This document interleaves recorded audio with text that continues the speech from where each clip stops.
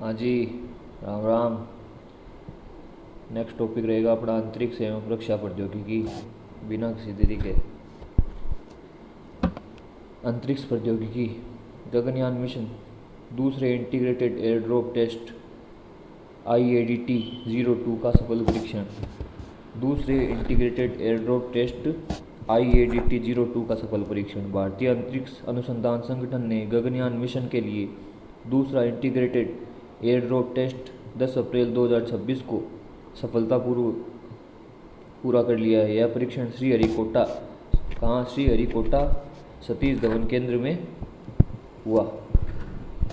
परीक्षण की मुख्य प्रक्रिया संचालन वायुसेना के चिनूक हेलीकॉप्टर द्वारा 5.7 वजनी डमी क्रू मॉड्यूल को 3 किलोमीटर की ऊंचाई से गिराया गया। क्या चिनूक हेलीकॉप्टर के द्वारा 5.7 टन वजनी क्रू मॉड्यूल को 3 किलोमीटर की ऊंचाई से गिराया गया। IADT 2 के तहत तकनीक मॉड्यूल की गति नियंत्रित करने हेतु कुल 10 पैराशूट 4 श्रेणियों का सटीक क्रम में प्रयोग किया गया। परिणाम पैराशूट की मदद से मॉड्यूल ने समुद्र में सुरक्षित स्प्लैश डाउन किया। मिशन का रोडमैप एवं महत्व। पूर्व परीक्षण प्रथम एकीकृत एयरड्रॉप परीक्षण अगस्त 2025 में संपन्न हुआ था। आगामी चरण इसरो वास्तविक मानव मिशन से पहले 3 मानव रहित मिशन G1, G2, G3। कौन से? इसरो वास्तविक मानव मिशन से पहले G1, G2 और G3 भेजेगा। उद्देश्य यह सफलता पहले मानव रहित मिशन G1 की तैयारियों को अंतिम रूप देने के लिए महत्वपूर्ण है। नासा का आर्टेमिस 2 मिशन सफलतापूर्वक पृथ्वी पर लौटा। ये क्वेश्चन आया था अभी किसी पेपर में। नासा का आर्टेमिस 2 मिशन सफलतापूर्वक पृथ्वी पर लौटा। अमेरिकी अंतरिक्ष एजेंसी नासा का आर्टेमिस 2 मिशन चंद्रमा के चारों ओर 10 दिवसीय यात्रा के बाद सकुशल पृथ्वी पर वापस सफलतापूर्वक संपन्न हुआ। आर्टेमिस 2 मिशन 10 दिवसीय मानवयुक्त लूनार फ्लाईबाई मिशन था, जिसके तहत ओरियन अंतरिक्ष यान पर 4 अंतरिक्ष यात्रियों को ले गया। कौन से अंतरिक्ष यान? ओरियन अंतरिक्ष यान पर 4 अंतरिक्ष यात्रियों को ले गया ताकि गहन अंतरिक्ष परीक्षा लाइफ सपोर्ट को सिस्टम को वेरीफाई किया जा सके।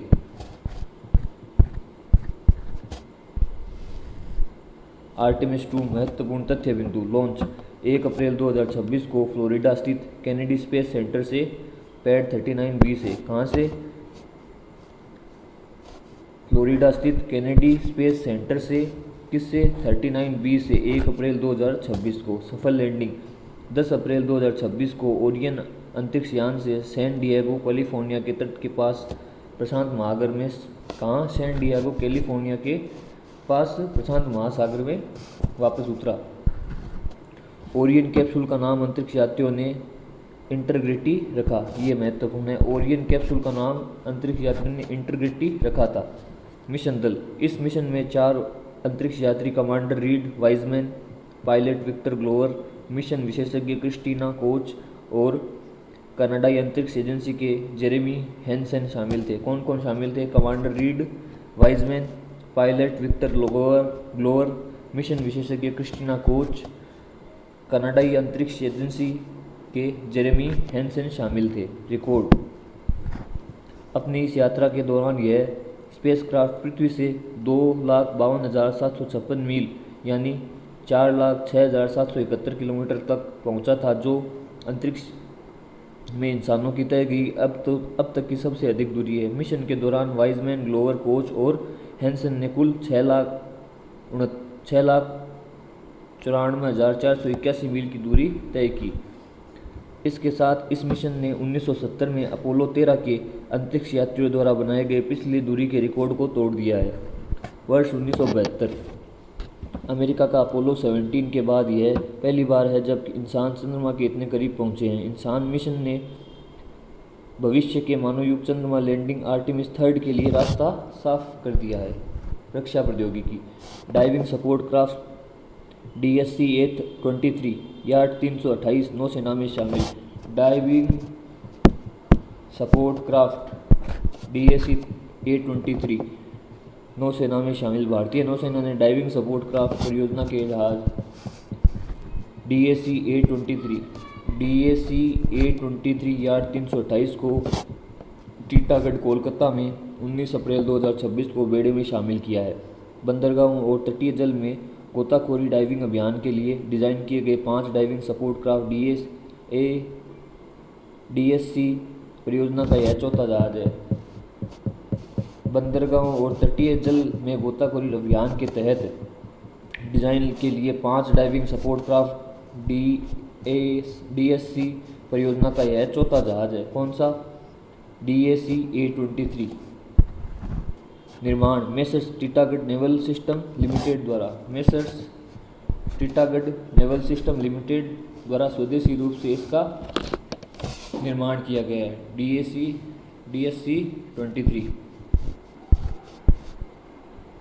आकार 30 मीटर लंबे इस जहाज का वजन लगभग 380 टन है। डिज़ाइन इसमें कैटामरान पतवार डिज़ाइन का उपयोग किया गया है जो पानी में बेहतर स्थिरता प्रदान करता है। इसे इंडियन रजिस्टर ऑफ शिपिंग के नौसेना नियमों और विनियमों के अनुसार डिज़ाइन कर निर्मित किया गया है। उद्देश्य इसे मुख्य रूप से बंदरगाहों और तटीय जल में जटिल गोताखोरी अभियानों, पानी के भीतर निरीक्षण, मरम्मत और बचाव कार्यों के लिए बनाया गया है।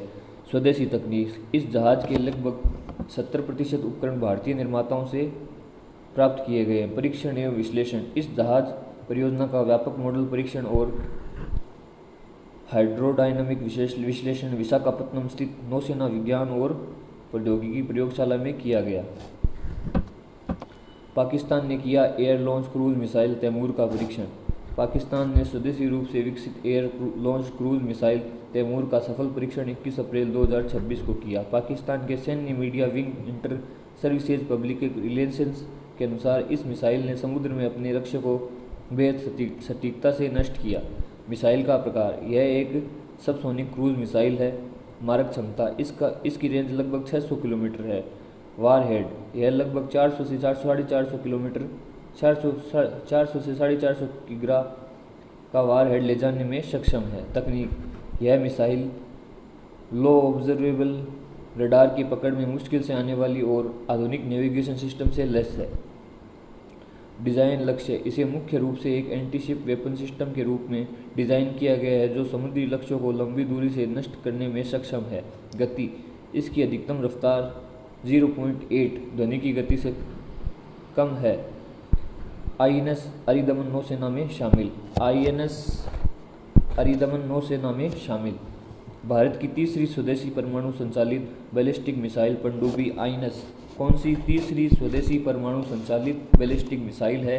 INS अरिदमन को 3 अप्रैल 2026 को भारतीय नौसेना में शामिल किया गया।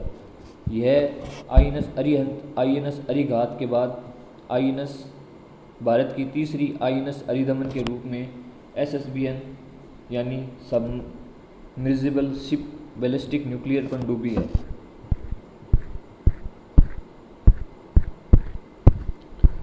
कमीशनिंग इसे रक्षा मंत्री राजनाथ सिंह ने विशाखापत्तनम में आयोजित एक समारोह में 3 अप्रैल 2026 को नौसेना को सौंपा। कौन सी को? INS अरिदमन को। कहाँ पे सौंपा? विशाखापत्तनम में। किसने सौंपा? रक्षा मंत्री राजनाथ सिंह ने। कब सौंपा? 3 अप्रैल 2026 को। परियोजना इसका विकास एडवांस टेक्नोलॉजी वेसल्स परियोजना के तहत किया गया। श्रेणी यह परमाणु संचालित बैलिस्टिक मिसाइल पनडुब्बी है जो लंबी अवधि तक समुद्र की गहराई में रहकर रणनीतिक प्रतिरोधक क्षमता प्रदान कर सकती है।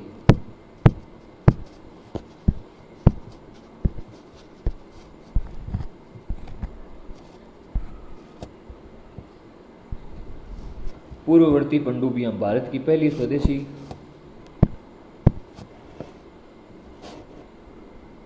SSBN INS अरिहंत वर्ष 2016 में और दूसरी INS अरिघात 2024 में नौसेना को शामिल की गई थी। INS तारागिरी इस दिन विशाखापत्तनम में रक्षा मंत्री राजनाथ सिंह ने स्वदेशी स्टील्थ फ्रिगेट INS तारागिरी को भी भारतीय नौसेना को कमीशन किया है। INS तारागिरी इस दिन विशाखापत्तनम में भी INS तारागिरी को कमीशन किया गया है। यह प्रोजेक्ट 17A का चौथा युद्धपोत है, यानी INS तारागिरी है जो प्रोजेक्ट 17A का हिस्सा है और INS अरिदमन है जो तीसरी बैलिस्टिक परमाणु पनडुब्बी है। धनुष तोप का एडवांस संस्करण जबलपुर गन कैरिज फैक्ट्री की बड़ी उपलब्धि। जबलपुर स्थित गन कैरिज फैक्ट्री ने भारतीय सेना के लिए धनुष तोप का एक नया उन्नत 155 mm 52 कैलिबर संस्करण तैयार कर लिया है। इसे माउंटेड गन के प्रोटोटाइप की सफल स्ट्रक्चरल फायरिंग हाल ही में सीपीई इटारसी में संपन्न की गई। तकनीकी विशेषताएं और क्षमता। अपग्रेड संस्करण। यह 155 मिलीमीटर 52 कैलिबर वाली शक्तिशाली तोप है जो पुराने 45 कैलिबर संस्करण की तुलना में अधिक रेंज प्रदान करती है। मारक क्षमता। इसकी रेंज 40 से 42 किलोमीटर तक है और यह उच्च सटीकता के साथ लक्ष्य भेदने के सक्षम है। आधुनिक मानक। इसमें नाटो मानकों के अनुसार कई नवीनतम और मॉडर्न फीचर्स जोड़े गए हैं। परीक्षण और आगामी प्रक्रिया। सफल ट्रायल।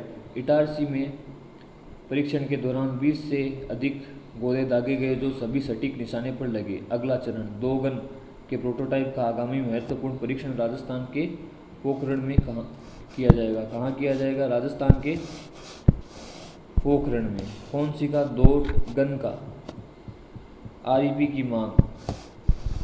भारतीय सेना ने 155 mm 52 कैलिबर की माउंटेड और टो गन के लिए रिक्वेस्ट फॉर प्रपोजल मांगी है। इन शॉर्ट फैक्ट, धनुष तोप की प्रणाली बोफोर्स पर आधारित होने के कारण इसे देसी बोफोर्स कहा जाता है। धनुष तोप की प्रणाली बोफोर्स पर आधारित होने के कारण इसे देसी बोफोर्स कहा जाता है।